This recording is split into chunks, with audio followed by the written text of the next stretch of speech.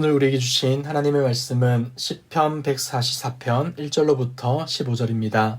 함께 보도록 하겠습니다.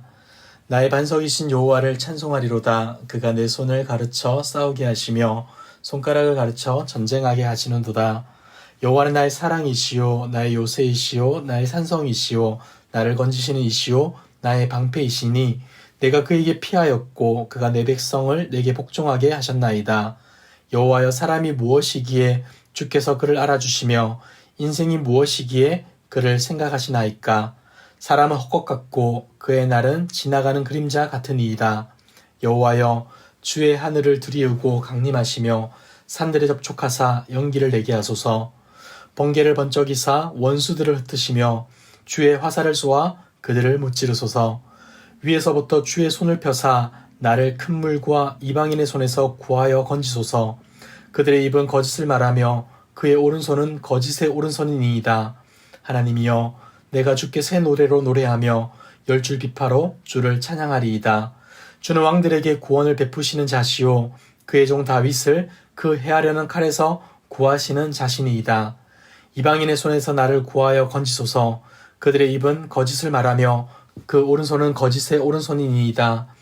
우리 아들들은 어리다가 장성한 나무들과 같으며 우리 딸들은 궁전의 양식대로 아름답게 다듬은 모퉁이 돌들과 같으며 우리의 곳간에는 백곡이 가득하며 우리의 양은 들에서 천천과 만만으로 번성하며 우리 수소는 무겁게 실었으며 또 우리를 침노하는 일이나 우리가 나아가 막는 일이 없으며 우리 거리에는 슬피 부르짖음이 없을진대.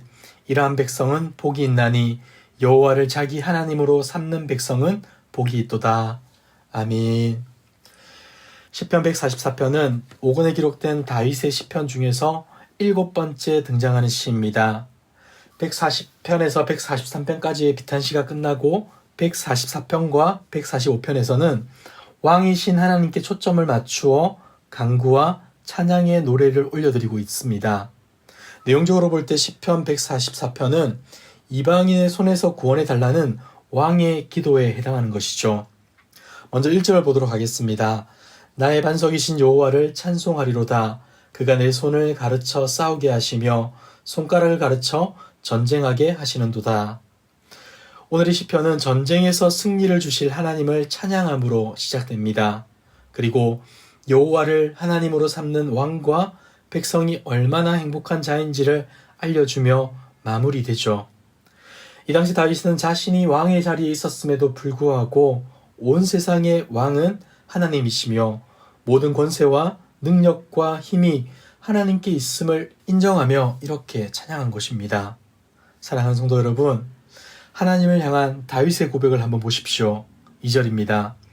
여호와는 나의 사랑이시요 나의 요새이시요 나의 산성이시요 나를 건지시는 이시요 나의 방패이시니 내가 그에게 피하였고 그가 내 백성을 내게 복종하게 하셨나이다.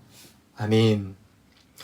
1절과 2절에서 하나님께 올려드린 칭호들은 놀랍게도 전쟁의 상황과 연관되는 단어들입니다.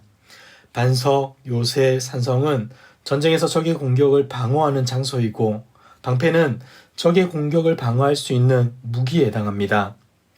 그러나 그렇다고 해서 어느 것 하나 사람의 생명을 완전하게 보호해 줄 수 있는 도구들은 아닌 것이죠. 누구보다 많은 전쟁을 치러야 했던 다윗은 이렇게 고백합니다. 하나님만이 가장 안전한 요새와 산성이십니다.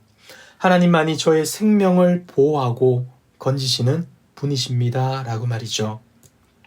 특별히 그는 하나님을 나의 사랑이라고 고백하는데 이것은 하나님의 보호와 구원하심에 대한 자신의 진실한 고백이자 하나님의 사랑에 대한 자신의 사랑의 반응인 것이죠. 여러분, 이러한 비유들을 볼 때 다윗에게 하나님은 어떠한 분처럼 보입니까? 그를 온전히 보호하시고 구원하시는 분이라는 느낌이 들지 않습니까? 하나님은 분명 다윗에게 피난처가 되어주셨습니다. 대적의 무수한 공격과 이방 나라들과의 전쟁에서 다윗이 생명을 보존할 수 있었던 이유는 그가 가진 힘과 지혜, 군사와 병기가 아닌 겁니다. 오직 하나님께서 그의 피난처가 되어주셨기에 그가 살 수 있었던 것이죠. 그뿐만이 아닙니다. 1절을 보시면 그에게 칼을 잡고 활을 당길 손을 가르쳐 주었다. 그리고 이로 인하여서 승리하게 되었다라고 말씀합니다. 그 결과 온 백성이 다윗을 인정하게 되었다는 것이죠. 사랑하는 성도 여러분, 우리는 악한 세상에서 악으로 반응하는 자가 되어서는 안 됩니다. 오직 하나님을 방패 삼아 선으로 악을 이기는 자가 되어야 하는 것이죠. 혹 우리 가운데 악하고 무고한 공격을 받고 있지는 않습니까? 우리의 참 피난처 되시는 하나님께로 나아갑시다. 그리고 그분을 의지합시다. 그리하여서 우리의 무기와 힘이 아니라 하나님의 능력과 힘으로 참된 승리를 맛보게 되는 저와 여러분들 되길 주님의 이름으로 축복합니다. 다윗은 그의 일생의 피난처가 되시고 그를 도와 대적을 물리치시고 마침내 왕으로 삼으신 하나님을 찬양합니다. 그러던 중에 하나님의 은혜 앞에 있는 자신의 모습을 발견하고는 이렇게 고백하죠. 3절과 4절입니다. 여호와여, 사람이 무엇이기에 주께서 그를 알아주시며 인생이 무엇이기에 그를 생각하시나이까. 사람은 헛것 같고 그의 날은 지나가는 그림자 같으니이다. 아멘. 다윗은 지금 자신처럼 하찮은 인생에게 이루 말할 수 없는 은혜와 사랑을 베풀어 주신 하나님, 그분을 생각하며 송구스러워하고 있는 겁니다. 4절에 기록된 헛것은 숨, 입김이라는 뜻을 가지고 있는데 금방 사라질 인생, 즉 자신의 모습을 표현하는 단어인 겁니다. 지나가는 그림자도 마찬가지인 것이죠. 여러분, 영원하신 하나님 앞에서 우리의 인생이란 찰나에도 미치지 못합니다. 그러나 그럼에도 불구하고 하나님께서는 우리에게 어떻게 반응하십니까? 존귀하게 여겨주시는 것이죠. 자신의 형상을 따라 지어주셨고 숨을 불어넣어서 생명을 허락하여 주신 겁니다. 이러한 사실 앞에서 다윗은 감격한 것이죠. 동시에 제가 뭐라고 이렇게까지 하십니까? 라고 반응한 겁니다. 하나님의 은혜 앞에서 이렇게 반응한 것이죠.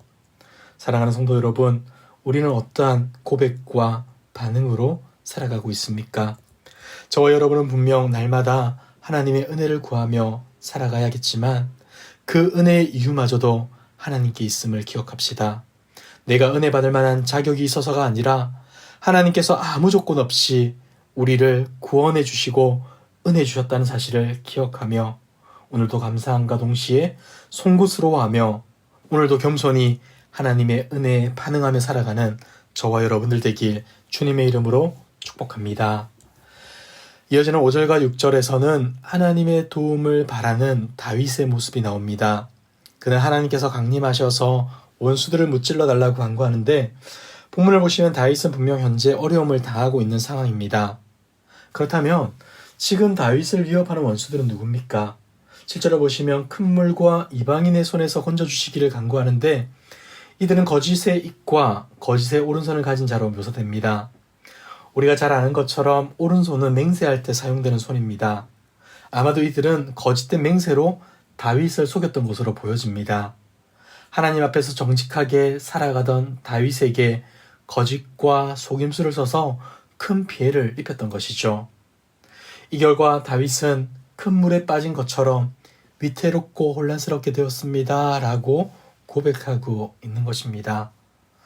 여러분, 정말 그렇지 않습니까? 우리가 세상 속에서 정직하게 살아가고 싶지만 그렇게 살고자 할 때마다 세상은 이러한 우리를 그냥 내버려 두질 않습니다. 거짓으로 속이고 사기를 쳐서라도 무언가를 빼앗아가려 합니다. 이 땅에 속한 자들의 악한 모습이 이러한 것이죠. 그러나 여러분, 그럼에도 우리는 정직해야 합니다. 사람들이 거짓으로 반응하니 나도 거짓으로 대응해야지가 아니라 그들이 감히 어떻게 할 수 없는 정직과 거룩함으로 살아가야 하는 겁니다. 진실하신 하나님께서 반드시 그들의 거짓을 들추어내시고 심판해 주실 것을 믿기에 우리는 그렇게 살아야 하는 것이죠.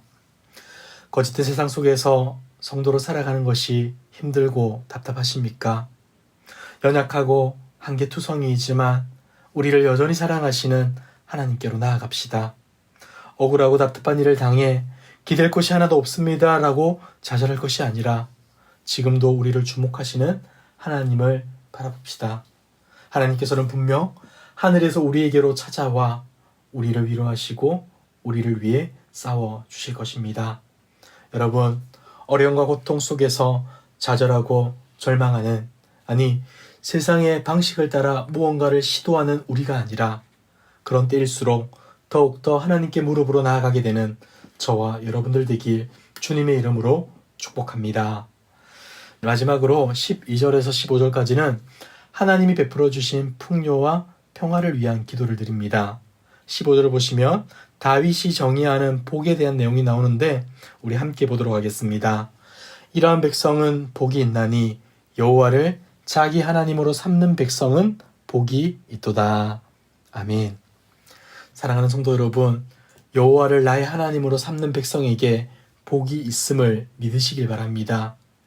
시인은 지금 그들에게는 자녀가 잘 되고 곡간이 쌓이고 들판에 소와 양이 가득하고 평화의 때가 지속될 것이라고 말을 합니다. 무엇을 말하는 겁니까? 우리가 여호와 하나님을 잘 믿으면 세상 사람들보다 잘 되고 세상 사람들보다 더 뛰어나게 된다는 것을 말합니까? 그렇지 않습니다. 이 복은 남보다 더 많이 가지고 더 높은 지위에 오르는 것을 의미하지가 않습니다. 하나님을 왕으로, 하나님을 피난처로 삼는 자들에게는 하나님이 자기 백성들을 위해 싸우실 것이고 그 결과 평화와 풍요로움이 나타나게 될 것이다 라는 사실을 우리 가운데 알려주는 것이죠. 여러분, 이 땅은 자기 욕심을 채우려고 세상을 전쟁터로 만듭니다. 자기 주머니를 채울 수 있다면 이웃의 눈에서 눈물 나는 것은 아무렇지도 않게 생각하는 것이죠. 하지만 하나님의 백성인 우리들은 그렇게 살아선 안 됩니다. 하나님이 이루실 평화를 기대하며 살아야 하는 겁니다. 전쟁이 그치고 평화의 때가 오게 되면 어떻게 됩니까? 더 이상 자녀들이 전쟁에 동원되어 죽거나 침략으로 노략당하지 않을 겁니다. 거리에서 곡하는 소리가 사라지고 즐거이 노래하는 소리가 가득할 것입니다. 자녀가 아름답게 성장할 것이고 해마다 씨를 뿌리고 거두며 가축들이 날로 번성하게 될 것입니다. 이 반복되는 일상이 바로 축복인 것이죠. 사랑하는 성도 여러분, 하나님이 이루실 평화를 소망합시다. 세상은 분쟁과 다툼과 거짓으로 자신들만의 평화를 얻으려고 합니다. 다른 사람들은 생각하지 않고 자신만 평화로우면 된다라고 주장하는 것이죠. 하나님은 그렇게 말하지 않습니다.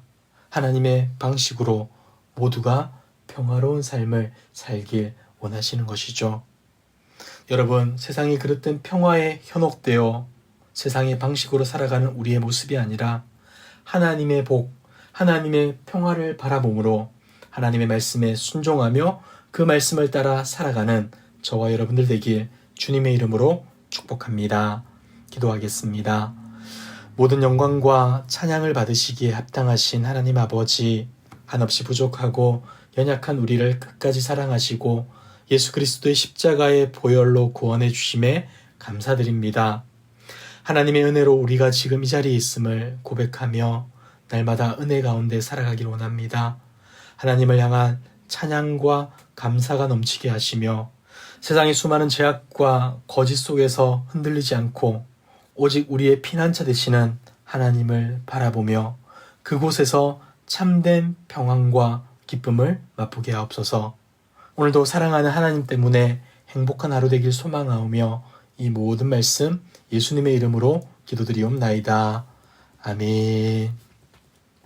이 시간 주신 말씀을 붙들고 기도하시고 주간 기도 제목을 따라서 부산과 민족과 한 주간의 승리를 위해 기도하겠습니다. 나라와 민족을 위하여 부산과 한국교회의 영적 부흥을 위하여 우리 모두가 말씀과 기도로 승리하는 한 주간의 삶이 되도록 기도하겠습니다. 특별히 우크라이나의 전쟁이 멈추고 회복될 수 있도록 그곳에서 사역하시는 선교사님들을 위해 기도해 주시기 바랍니다. 우리 교회는 지금 16억 무슬림을 위한 30일 기도 중에 있습니다. 오늘은 24번째 날로 인도를 위해 기도하겠습니다. 힌두교도와 무슬림들 간의 갈등으로 인해 복음의 문이 막히지 않도록 아직도 복음을 듣지 못한 이들이 복음을 들을 수 있도록 특별히 인도에 있는 기독교인들이 인도를 축복하고 예수님의 본이 되는 일에 기여할 수 있도록 기도해 주시기 바랍니다. 다 함께 합심 기도 제목과 각자 가지고 오신 기도의 제무로 자유롭게 기도하겠습니다. 기도하겠습니다.